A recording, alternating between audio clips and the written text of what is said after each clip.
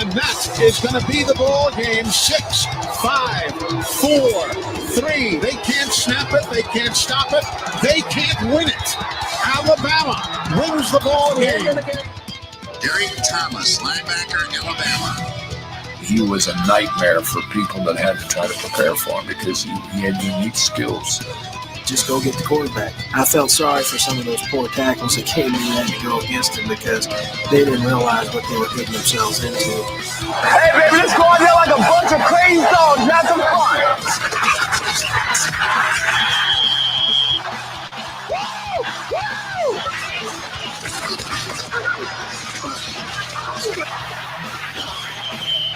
Don, I got to do that next. Lights out. Sacking the cornerback is just like you devastate a city, or you cream a multitude of people. I mean, it's just like you put all the offensive players in one bag, and I just take a baseball bat and beat on the bag. So each time he came over there, I tried to tear his damn head off. Let's play some football. Let's play some football. The pressure is on. This is Off the Edge on Tide 100.9. Focus on what you want to do, what you want to accomplish. Think about that. Don't think about how you feel, how tired you are, how hot it is. You got to push yourself on the field like when you're playing football. It's my honor to present the national championship trophy to Coach Nick Saban and the Alabama Crimson Tide. To me, this is the ultimate team. All these guys bought into everything they needed to do to be the best players that they could be. There's more togetherness on this team than almost any team that we've ever had. And they had to overcome and persevere so much adversity through this season, and they've done it magnificently. And I'm so proud of this group for what they've been able to accomplish and going undefeated and winning the national championship. Streaming live on YouTube, Twitter, Facebook, and the Tide 100.9 app. Here is your host of Off the Edge, Jacob Harrison.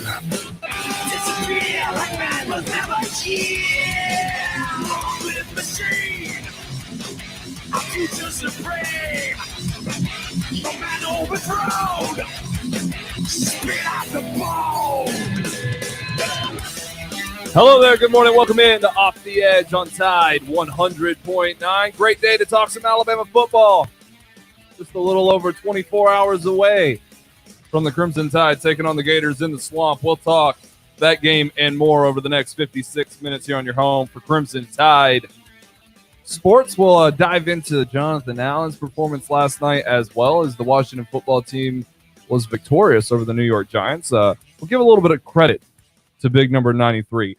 Second all-time in sacks in Alabama history. By the way, the only player in Crimson Tide history to have at least half as many sacks as Derek Thomas. I might need to find a place for Jonathan Allen in my intro and pay some homage to that guy, because interior pass rushers, those are hard to come by. He had a hell of a game. We'll give him some love a little bit later in the show. 205-342-9904, your show today. Fridays, as usual, no guests, just one final stab at this game with predictions and previews. And I've got 5 matchups in this ball game that I want to take a close look at.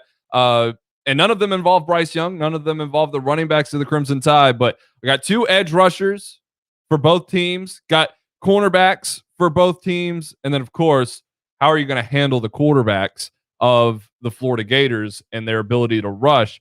The 2 leading rushers on the Florida Gators football team, and the Florida Gators go into the game with the number 1 rushing attack in college football. Yes, the competition level has not been up to their standards, but you do what you do. You have to respect it a little bit. Both of those guys are pretty athletic. You can, of course, always enjoy this show on Tide 100.9 app, available on the Apple and Android devices. It's your best friend as a Crimson Tide fan. You can enjoy it on game day all day tomorrow. We'll have the Tide Tailgate pregame show with Joe Gaither. We'll send it off to Crimson Tide Sports Network with Learfield, with Eli Gold, John Parker Wilson, Roger Hoover, Chris Stewart, Rashad Johnson, the whole gang. They'll take you 2 hours to kickoff, through kickoff, of course, with Eli and John Parker, And then Roger Hoover will have you for a post-game show. And then on my trip back to my hotel, I assume, or maybe somewhere in between. The original intention was to just do it on the way back, but I'll probably be in my hotel room as Kerry Clark will be here in studio. We'll have the 2-hour Tide post-game show for you 2 hours after kickoff, where we'll take your phone calls and your opinions, thoughts on the games, as well as mine and Kerry's. We'll break it all down, and also, Jake's hot takes and all the fun that we have on that show as well. Recapping the day in Crimson Tide sports as well. Want to tell you about Alabama Vintage, AlabamaVTG.com. Check them out on Instagram at AlabamaVTG. Connect with the brand ambassadors. You'll get 15% off your order if you find their codes at AlabamaVTG.com. Great place to just enjoy being a Crimson Tide fan. Go in, find the memorabilia, find the apparel that fits you and your fandom. Look back on the years of Alabama football that mean the most to you. You will find something. You will find something that harkens back to the year of Crimson Tide football that means the most to you, and you can take it home at reasonable prices as well. Great jersey selections, a growing shoe selection. The hat wall is incredible, but all the memorabilia that fills the walls as well. Most of that's for sale, and you can line your home with it instead of Charlie's store. 2210 University Boulevard under the Crimson awning across from City Hall in the heart of downtown T-Town. So let's get into some of these matchups. Let's get into them. I got to start with my guy, right? Will Anderson. I have to. It's the name of the show, right? Off the Edge. This is one of two pass rushing situations, though, that are pretty important. But this one's a little funky because Will Anderson leaves the Mercer game with a knee injury, takes a low cut block. Should have been a flag. It wasn't. Things happen. That was the one thing you were hoping to get out of the Mercer game with, was no lower body injuries. And of course, it happened to the best player on the entire team. But Anderson's okay. He's been playing throughout the week. Practicing throughout the week. Nick Saban said last night on the Nick Saban show, just as he has in press meetings throughout the week, that he is good to go, that he is okay, and that he should be ready to go. Actually, Joe's got to pull it up. Let's listen to Nick Saban telling us about the status of Will Anderson last night on the Nick Saban show. Will's doing good. He was good today. He practiced today, and we'll see how it goes. When a guy has an injury like he has, it's pretty much you do a little bit more each day, but then you're always evaluating how do you feel the next day. Are you do you continue to make progress, or does you get sore and is it a setback? So it's kind of a day-to-day thing, but he did more today than he has all week, and good. Hopefully, if that doesn't create an issue for him, he'll be okay in a game. Coach, our first phone.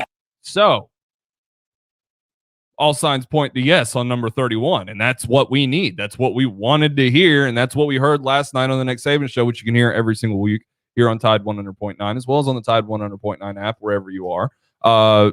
Immediately following Tide Tonight, which Michael and Jade and Kayla last night, they did an incredible job. So y'all check out the Tide Tonight shows, man. It's not just filler. It's not just filler. They do a good job. They work hard at it.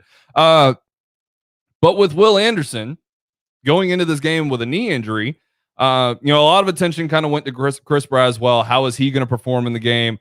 He's obviously going to get a few more reps, but take a gander at the other side of the ball and who Will Anderson would face the most. Will Anderson, more often than not, he does switch sides, but more often than not does take on a team's right tackle. That gives him the best opportunity to go up against the team's lesser tackle and, in turn, get more pass rush. He does line up on the left tackle quite a bit. It's much more of an even split than not, but he does take on the right tackle quite a bit. And with the Florida Gators right tackle having a knee injury of his own, having a knee bruise, he's going to play in the game. Dan Mullen said as much throughout the week as well. And if you want to update on some of the injuries for the Florida Gators, Tide109.com. We're putting in work around here, guys. Gene DeLance, though, the right tackle for the Florida Gators, he's got a knee injury of his own. So both these guys probably dealing with similar knee injuries. We of course, we don't know the actual type of knee injury that Will Anderson sustained. We just know that it wasn't something to be too terribly concerned for long term. So it kind of been whispers of hyperextension this week. Hyperextension. So slightly different from a knee bruise, but it is something that you do have to be careful for. And during the game, when he headed to the locker room, it was implied that it was mostly for precautionary reasons because you didn't need him out there against Mercer anymore. Chris Braswell needs the reps. So it all kind of works out. He's going to be fine in the long term, and that's all that matters. Not a lot of opportunity to worsen the injury going up against Gene DeLance and the Florida Gators offensive line. But that being said, Gene DeLance dealing with his own injury, Will Anderson dealing with his, both of them knees. That's an interesting spot because, first of all, Gene DeLance, not known as a great pass blocker. Had a lot of struggles in the 2019, 2020 seasons. Expected to kind of make that leap. Who else did we hear that about? Zion Nelson with the Miami Hurricanes. And Will Anderson ate Zion Nelson's lunch. I told you the Monday after the games, Will Anderson cost Zion Nelson tens of millions of dollars. That kid is not going in the first round after that performance because Will Anderson is a bona fide top 3 selection in the 2023 NFL draft. So here we are going into this game. Both these guys aren't going to be even, right? Will Anderson's already got the advantage, but if Will Anderson has continued to improve throughout the week, how do you think he's going to feel tomorrow when he gets out there on the field and he looks across and he sees a guy who's got a bum knee of his own? Will Anderson's going to dominate that. And here's the thing, and Joe pointed this out to me the other day, and it kind of made it click in my head that I definitely was seeing it quite a bit. Emory Jones, for being a great scrambler, he can be a bit of a statue in the pocket when he gets patient. And I showed the on my Twitter account at JHarrisonOTE that second interception where he's patiently waiting for his crossing route to get all the way to the numbers for some ungodly reason. He throws that interception, but he's just standing there. And he's got all day. There's no pressure on him, but he's just standing there. Not a lot of movement with him in the pocket. He's very much, if he moves to avoid pressure, he's going to look at the pressure and he's going to try to get away. And more often than not, he can get away. That's his ability. But you could also go to the touchdown pass that he threw early in the football game. 5 or 7 step drop back, one hitch. And for those who don't know what a hitch is, it's when you when you drop back and you step back up into the pocket as you prepare to wind up for your throw, right? The one hitch is part of the timing of the play because not long after the hitch does he release the football and throw a touchdown to Jacob Copeland. However, both of his tackles got beat on the play. Should say a lot to you right now that both of his offensive tackles got beat by South Florida on one play. Looking at Eugene DeLance going up against Will Anderson. Good luck. Emory Jones doesn't get that pass off against Alabama. Plain and simple. I don't know if Drew Sanders is going to be bringing that type of pressure. I hope that he can. I want to see improvement out of his pass rush. His value comes in pretty much every other way. His versatility on the defense at this point right now, where he's at as a football player. But Will Anderson is going to eat this Gene DeLance's lunch. And on that play, Emory Jones makes that one hitch, gives a slight pause before releasing the pass and throwing a beautiful touchdown pass, no less, to Jacob Copeland, a great wide receiver for the Gators. And but he's stone cold there. You could have given one more hitch and still had the timing. You could have given one more hitch, protected your legs, and not got run up on by both of your tackles who are both getting beat on the same play. It's little things, right? But this is a game of inches. The little things are what keep you from either succeeding or failing.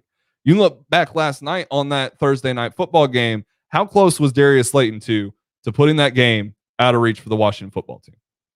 How close? And how close was it that Terry McLaurin has to avoid a linebacker despite having an incredible game? He almost cost the game for the Washington football team by having to avoid a linebacker and going deeper in his route and disrupting the timing of the play. And Taylor Heinicke throws an interception after throwing one of the most beautiful touchdown passes I've ever seen in my life. It's the little things. And the little things are what Alabama does best. Especially when we're coming through a practice week after last week, Nick Saban being so Nostradamusly, aware of what was going to happen with his football team based on the week of practice, and it came to fruition. And we saw how that team performed against Mercer. And now we come into this week, and it's a little bit of a different story. He's pleased with this week of practice. He's seen the effort. He's seen the discipline. He's seen all the little things that he's been begging for out of this team since training camp began. It's all coming together a little bit. Now, once you put the hay in the barn, you still have to stack it correctly. Going down to the swamp, not an easy task. We'll talk about how the weather may or may not impact the game a little bit later. But when I'm looking at the game and I see the fact that their right tackle is not doing well, both health-wise and as a pass protector, and he's got to go up against the best pass rusher in all of college football, that's bad news for Emory Jones. That's bad news for Anthony Richardson. That's bad news for Damian Pierce, the running back. It's bad news for Dan Mullen and his entire program. I have a lot of faith that Will Anderson's going to be just fine, and that a lot of this is sportsmanship from Nick Saban. Give the Gators just a slight bit of hope. Just a slight bit of hope that Will Anderson's not going to be 100%. I think he's pretty close. Based off everything that we've heard, I think he's pretty close. We'll look at Josh Jobe taking on Jacob Copeland, as well as a few other matchups. Like I said, we'll get into what Jonathan Allen did last night as well. Very special, and kind of speaks to another message concerning NFL players, especially since Alabama has not 54, 55. We claim Jalen Hurts. He belongs to us. I know he spent a year with Oklahoma. You think Russell Wilson doesn't claim North Carolina State and Wisconsin? Does he always say whole pack of Badgers? Whole pack of Badgers. Come on. We'll take a break and continue this conversation. 205-342-9904. If you want to join the program, more than welcome to. Check us out on the streams at Off the Edge 109, Facebook, Twitter, and YouTube. You can join the conversation in the comment section there as well. We'll be right back here on Tide 100.9, your home for Alabama sports.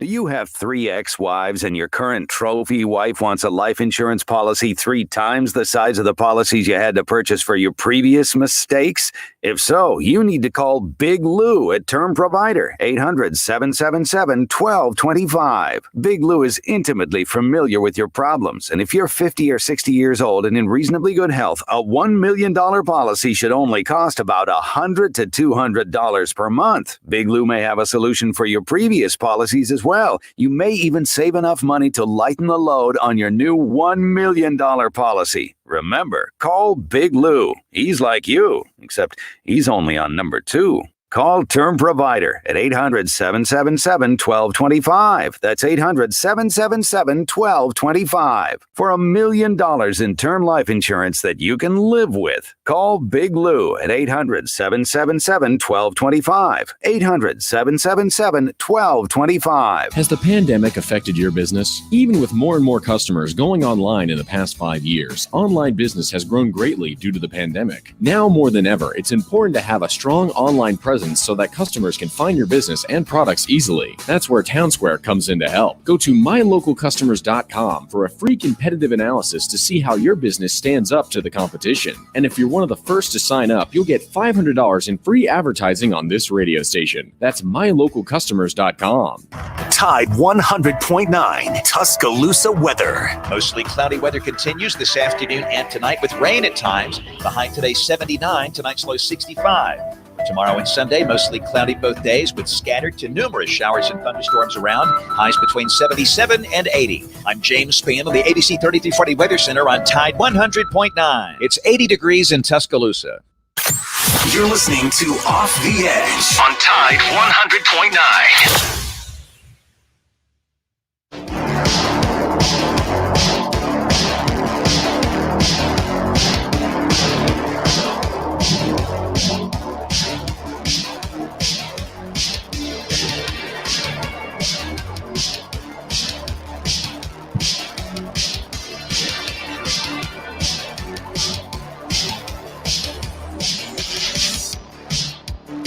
Little Rob Zombie feel. I like that. October's right around the corner. Welcome back to Off the Edge. Tide 100.9, your home for Alabama Crimson Tide Sports. Jacob Harrison here with you. Joe Gaither behind the glass, pushing all the right buttons. Talking Alabama and Florida, some key matchups that I've got that just kind of sprung to mind on me this morning. Josh Jobe and Jacob Copeland is a big one.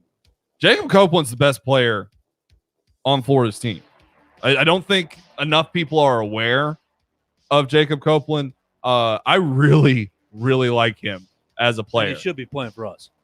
Yeah, I mean, every good receiver in the SEC should have been playing for Alabama. But it came down to Florida and Alabama for his commitment, so I was like, ah. Right. But, I mean, that's how he plays, though. He plays with that much heart.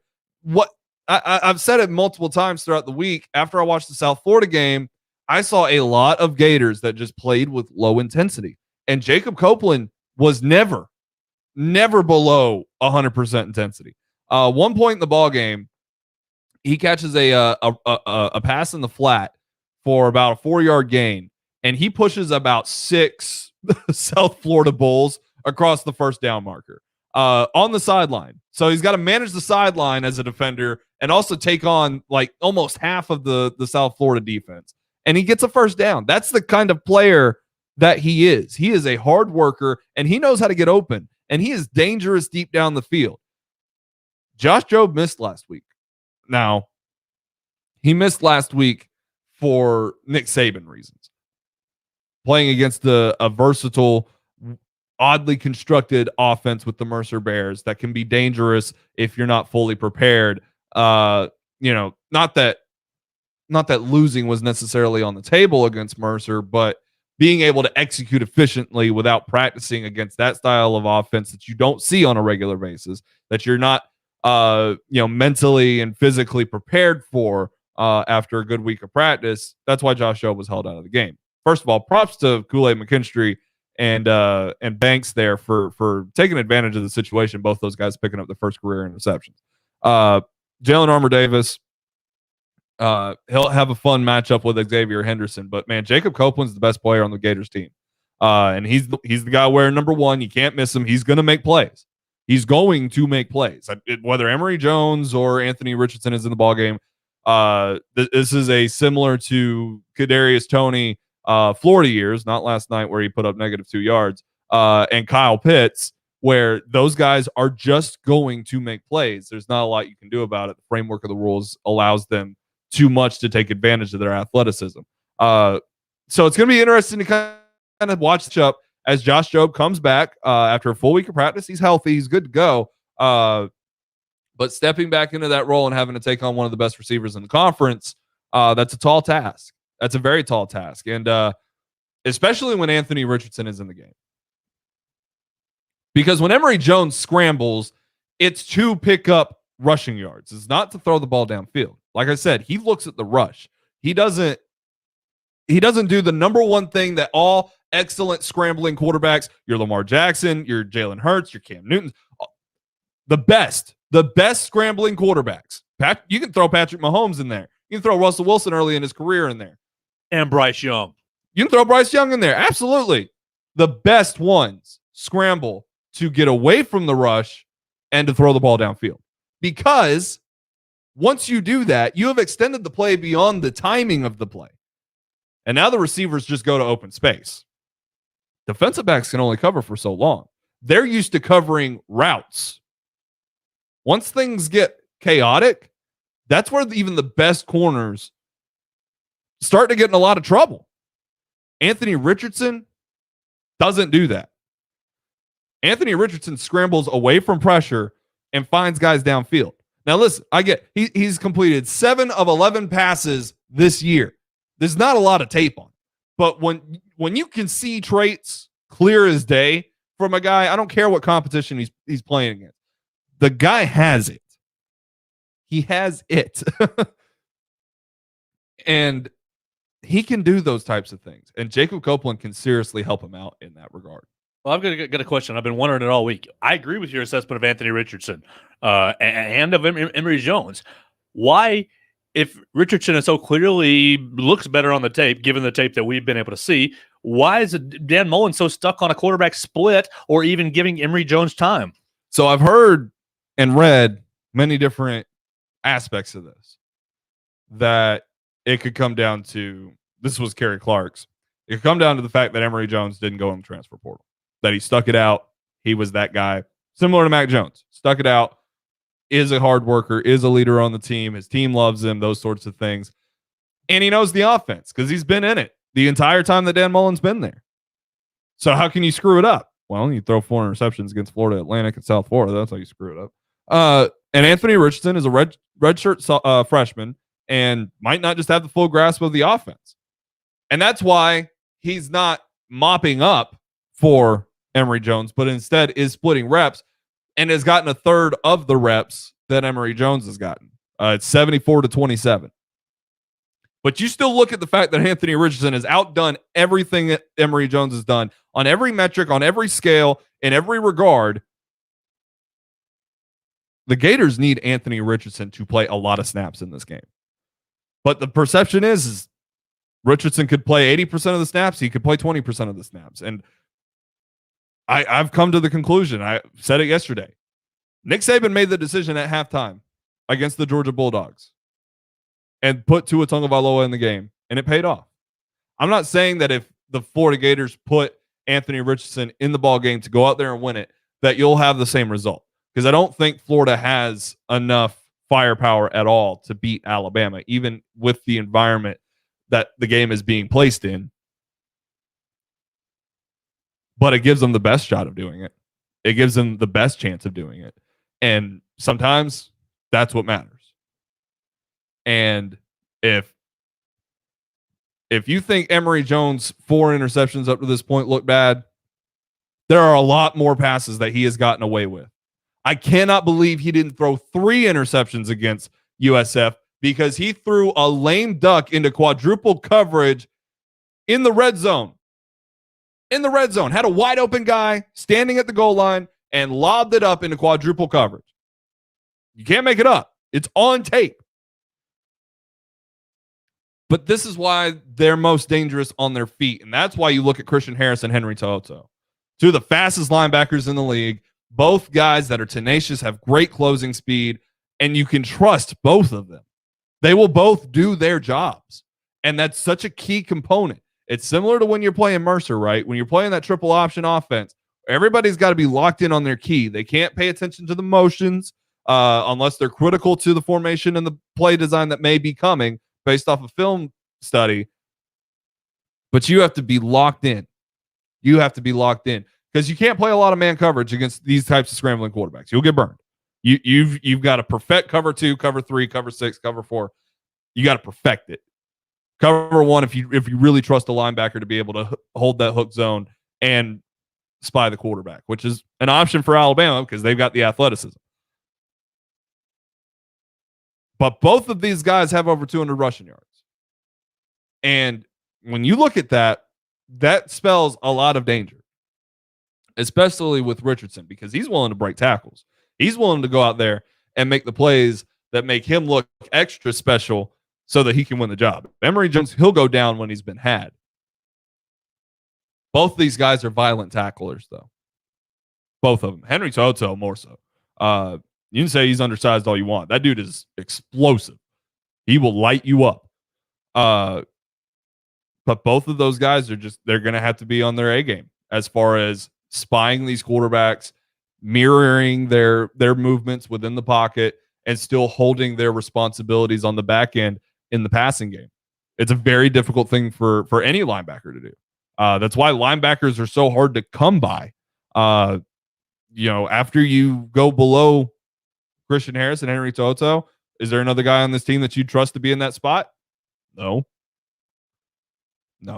It's just not the athleticism there or the experience to be able to handle that type of responsibility. So be thankful you've got Christian Harris and Henry Toto in a place to kind of take that role on and deal with Emory Jones and Anthony Richardson. John Mechie, Kaiir Elam? Kaiir Elam is the big-time cornerback for the Florida Gators this year. They've always got one. He's the lockdown guy.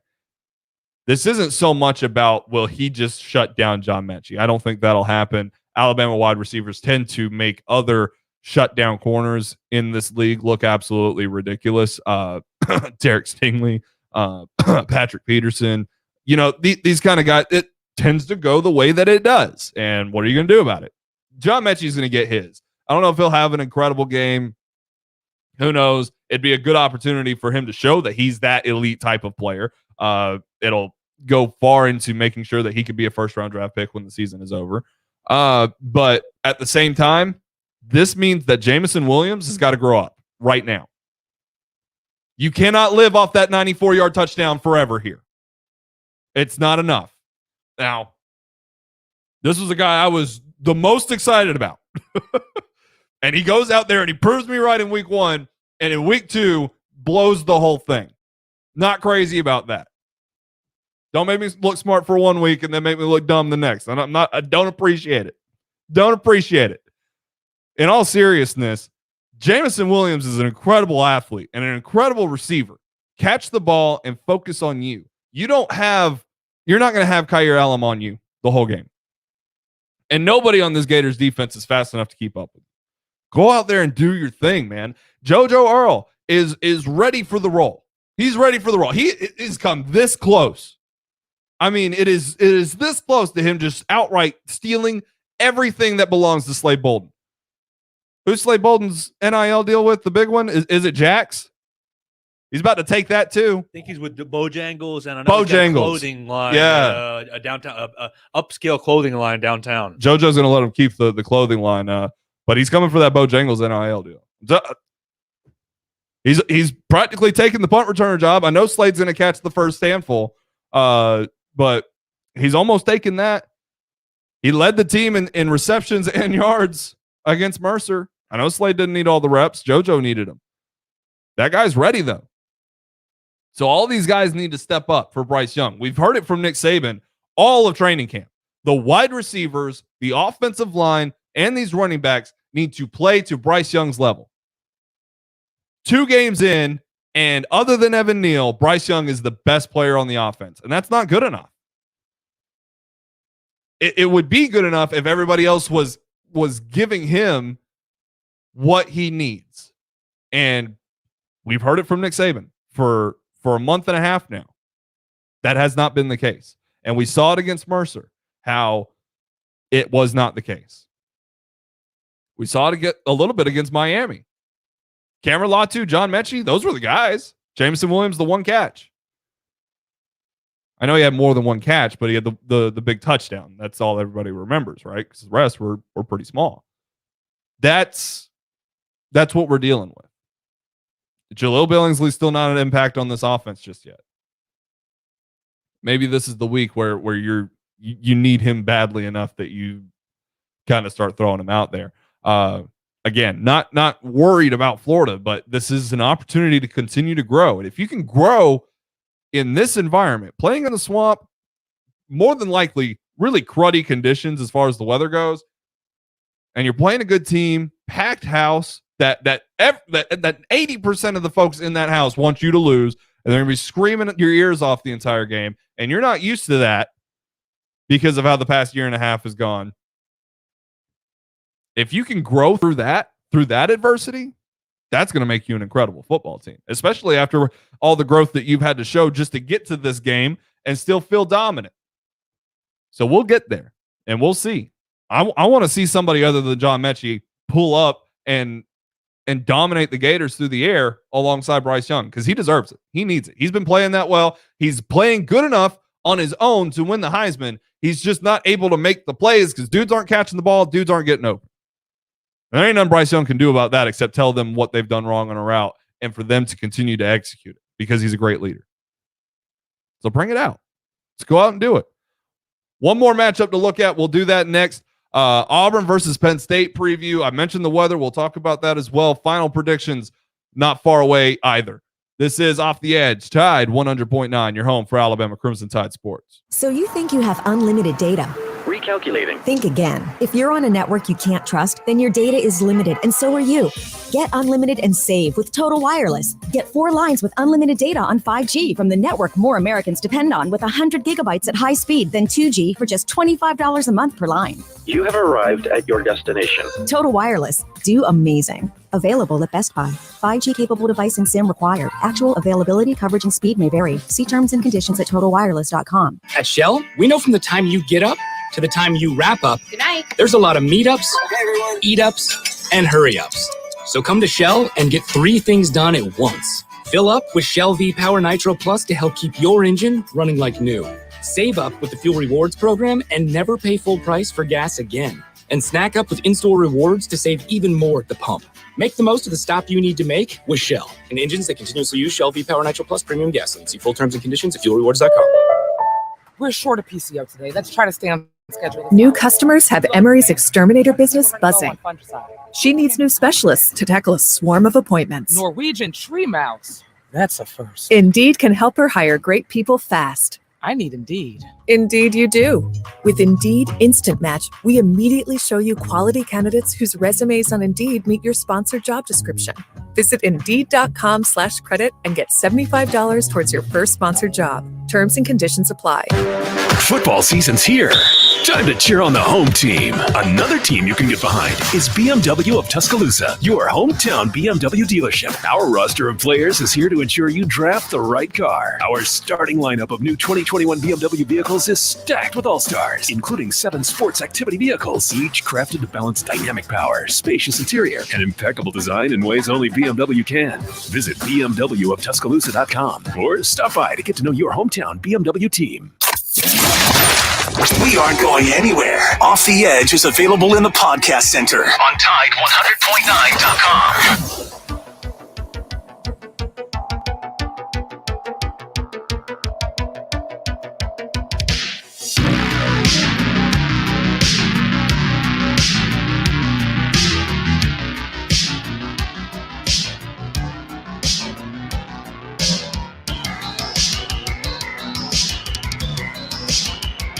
We're back on Off the Edge, Tide 100.9, your home for Alabama sports. Want to talk about Jonathan Allen real quick. 6 pressures, 6 tackles, 2 sacks, 3 tackles for loss, 3 quarterback hurries. Early favorite for Bama Pro of the Week. Easily. Now, these quarterbacks make it a little bit more difficult because sometimes they make just a handful of more plays, but we'll give respect to the guy that deserves it. But here's the thing. I hear a lot from Alabama fans and from college football fans in general, and I'm just a football fan. I hold no preference. Sometimes NFL is more fun. Sometimes college football is more fun. But I hear the argument that the NFL is all about money, that the guys don't play as hard, the competition isn't as good because of the money. Jonathan Allen earned a 4-year, $72 million contract extension in July. He now has 3 sacks in the first 2 games of the year. Got them all in the first 6 quarters of the year. That is the biggest bag of baloney I've ever heard. Because you play well to earn the next check. You play well to keep your paycheck. I just slow down my grind when I got a job because it was all about the money or whatever. Continue to do well so I can continue to make more money, right? Isn't that how this works? It's all about. Hey, one other thing about Jonathan Allen.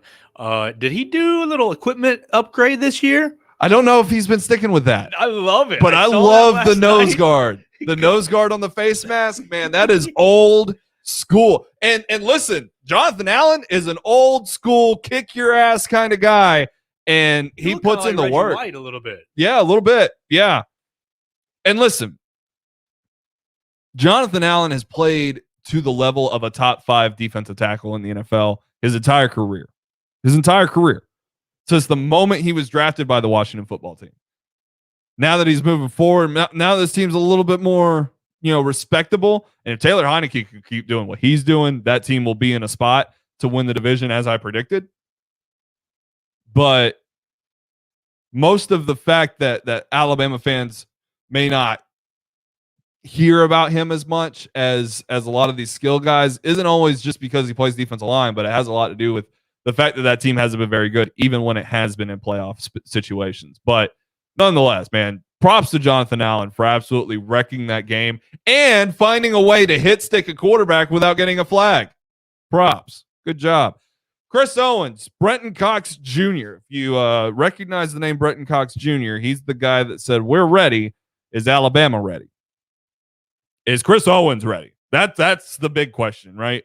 I know a lot of folks a little bit up in arms, worried about the right side of the offensive line, specifically with Chris Owens, and I made a big deal of it myself. But you cannot give a sack on the first third down of the game against Mercer.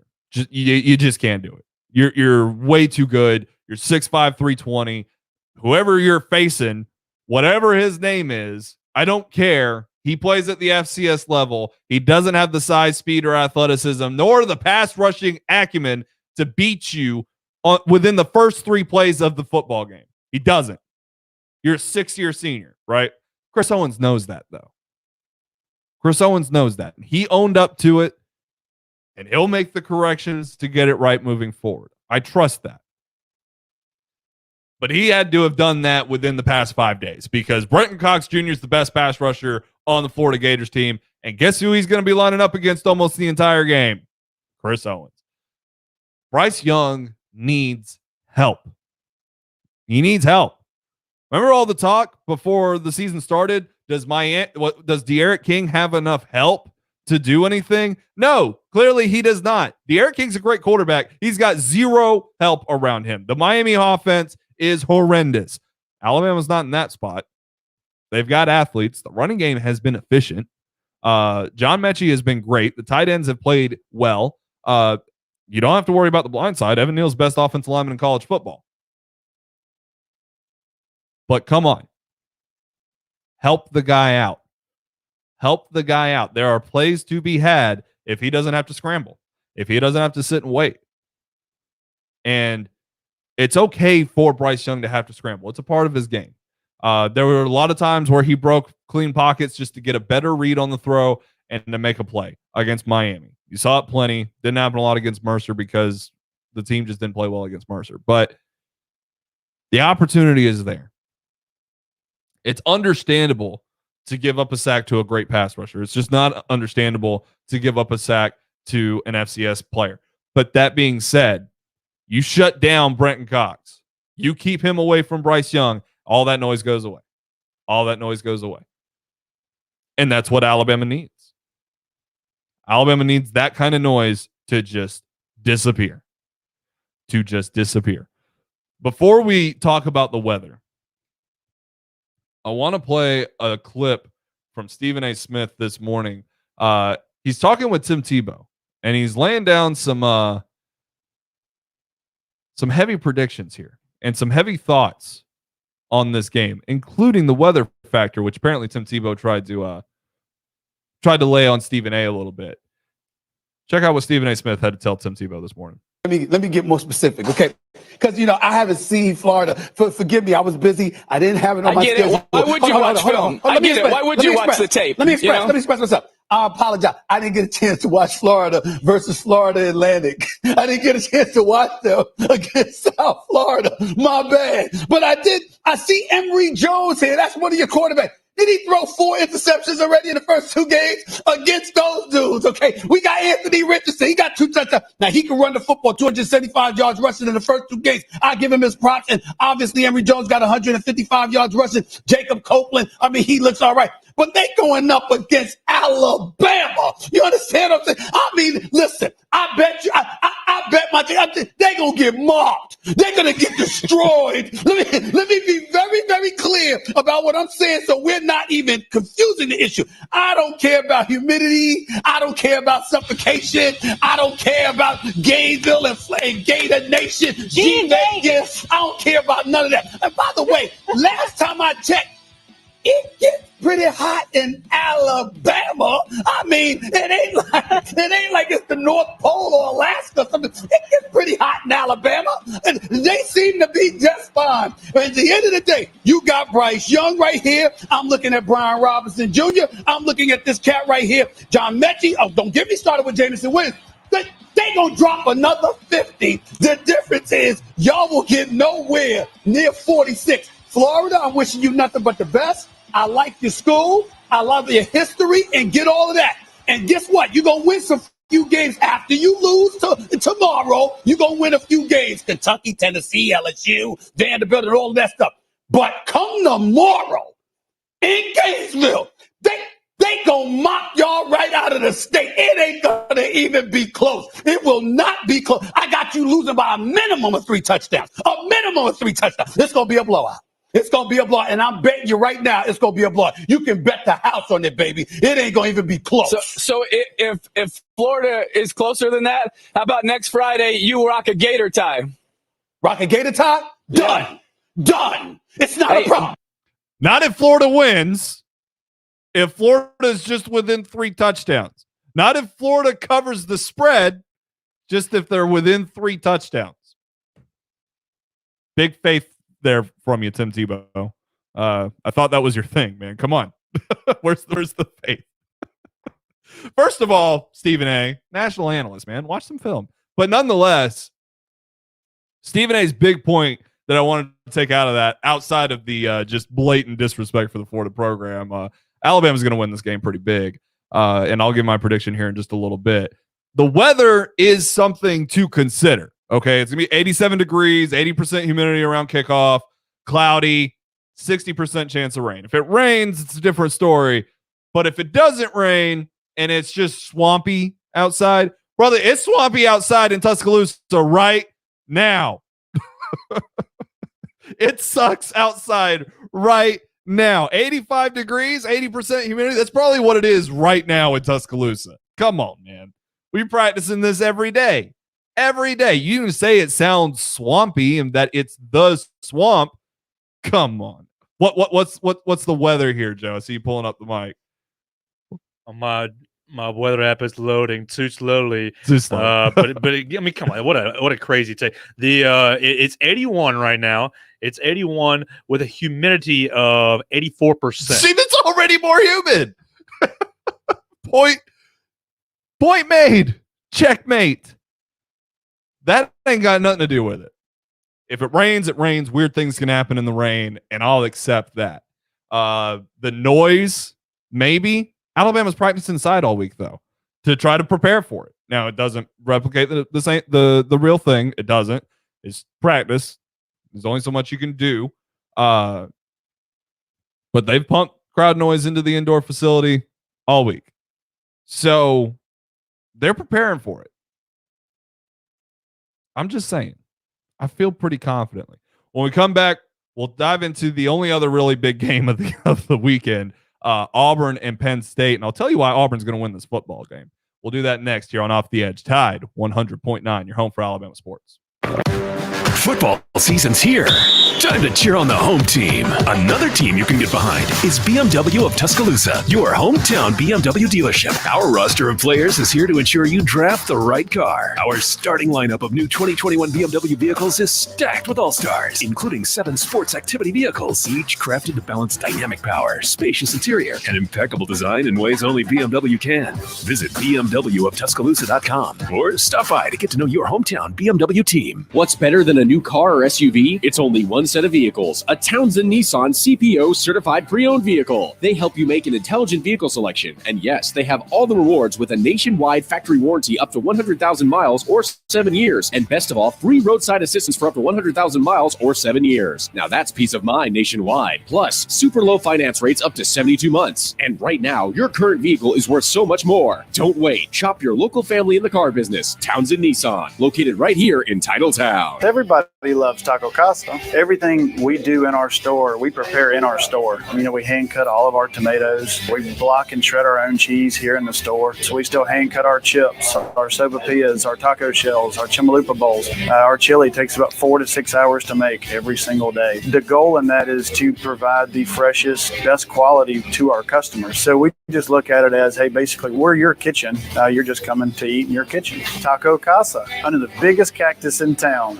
Tide 100.9 Tuscaloosa weather. Mostly cloudy weather continues this afternoon and tonight with rain at times. The high today 79, tonight's low 65. For tomorrow and Sunday, mostly cloudy both days with scattered to numerous showers and thunderstorms around. Highs between 77 and 80. I'm James Spann on the ABC 3340 Weather Center on Tide 100.9. It's 80 degrees in Tuscaloosa.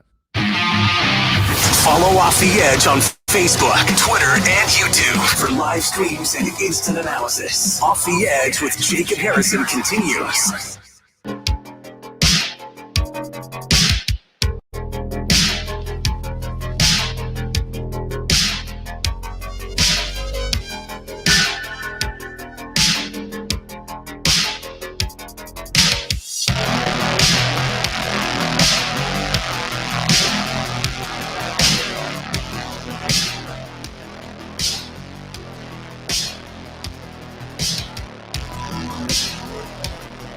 Just a few minutes to go here on Off the Edge, Tide 100.9, your home for Alabama sports. Again, reminds you, download Tide 100.9 app. Enjoy game day all day tomorrow.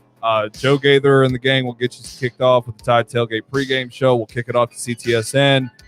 Chris Stewart and the gang will get you for the pregame show. Eli Gold, John Parker Wilson take you through the game with the call. And then Roger Hoover for the postgame show.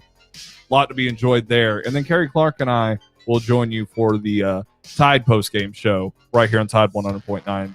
And you can join that show by calling in as well with your thoughts and reactions.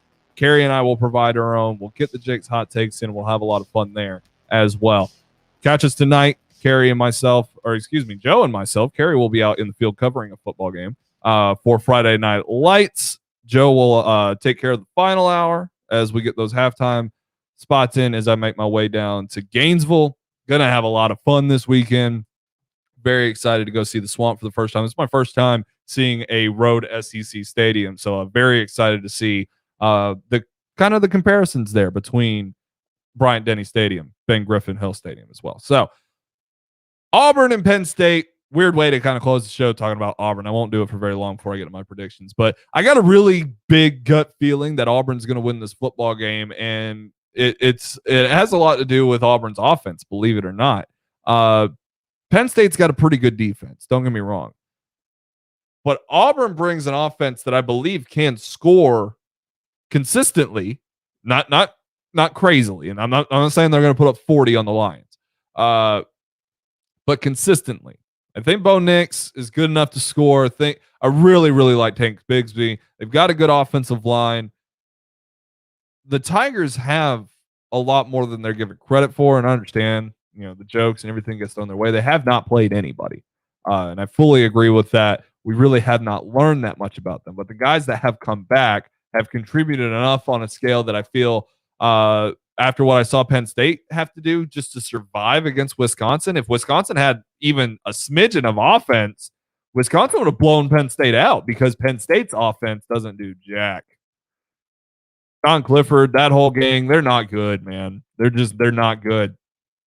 So if it's a case of two pretty good defenses and one average offense and one really bad offense, and the whiteout means nothing, sure, it's a fun environment. It looks incredible on TV. It's very loud.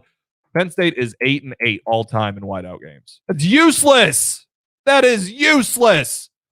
You give any credence that those 16 games are all like high profile games, so like they're playing better opponents? I agree. And they play in a lot of those games very closely. Don't get me wrong. Stat numbers can lie. You're absolutely right about that, Joe. But it's not such an advantage that you're winning those football games. So in my mind, I'm rolling with the Tigers. If you're betting, man, I mean, a 5-point favorite for Penn State, I ain't buying that. Not for a second. So final predictions for Alabama and Florida. I've been kind of going back and forth on this, on how much I think Florida can get the job done. Considered maybe having 2 scores depending on the playing time of Anthony Richardson. That would not be fair. So I understand 14-point spread, but I'm not keen on staying close to it. And I don't want to be swayed by Stephen A. Smith. I don't think Alabama's putting up 50. I think Florida's defense is improved. Their defensive line is very good. Kyer Elam is a difference maker in the backfield of that defense. But Florida doesn't have enough offensively. I don't think their offensive line is good enough to challenge Alabama's defense. I don't think Damian Pierce is a good running back to have to lean on against Alabama. Emory Jones is a problem. He's not good enough. So 35-21 is what I'm going to go with. I think Anthony Richardson's going to play. And if it plays late, that just means late touchdowns. And I know that's the spread. It's going to feel more like a blowout, though. It's going to feel more like a blowout. But at the same time, Alabama's offense ready to put things together. Alabama's defense is healthy, and they've got answers everywhere you look for what Florida brings to the table. It will be exciting, though. Keep an eye on those matchups I mentioned. If you missed any of the show, it's available in the podcast center, tide109.com. We'll be back with you tonight for Friday Night Lights from 6 until 9. Joe Gaither will hang out with me. Kerry Clark will be out in the field. We'll keep you updated on all the scores tonight, and we'll gear you up for game day all day tomorrow. The Jay Barker Show's up next. Ryan Fowler will be between 2 to 6 as well. Till then, y'all take it easy. Enjoy your weekend. If you're going down to Gainesville, be safe. And, of course, roll Tide.